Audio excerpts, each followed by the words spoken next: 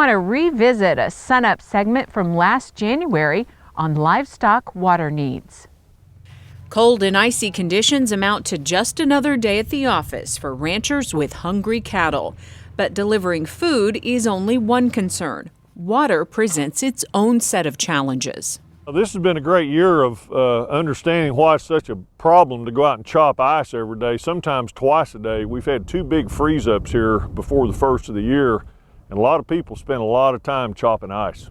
Still, it's important to address frozen water sources because cattle need more than you might think.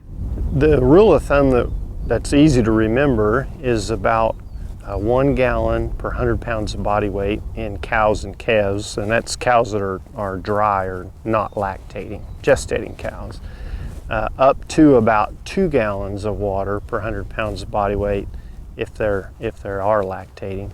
So obviously body weight is a big factor that influences their water requirements, and the other one is temperature.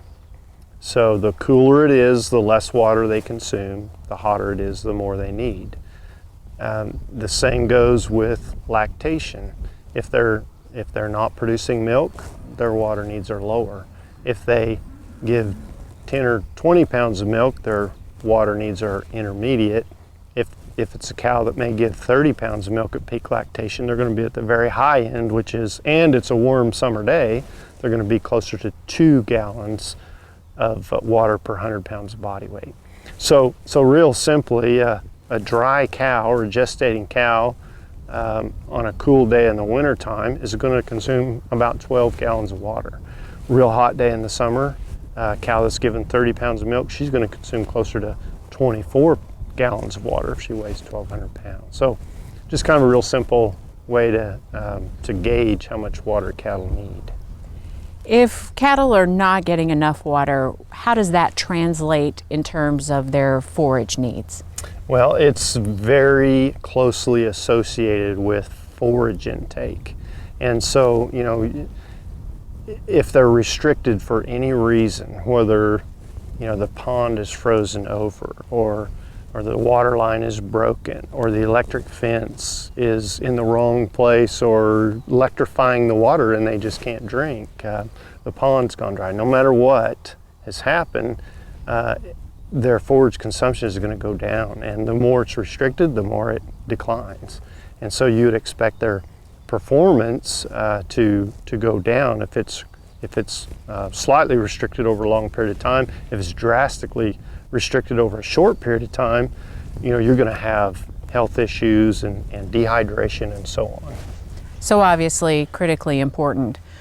In terms of water sources and what options producers choose to set up, it depends on their operation and really where they are in the state. Yeah, it's extremely variable, and you could, they're low input, low cost systems to very expensive, more elaborate systems. And so yes, I think that's a good way to look at it. It's very much dependent on the area of the state, because in western Oklahoma, you're primarily talking about a windmill and a large tank.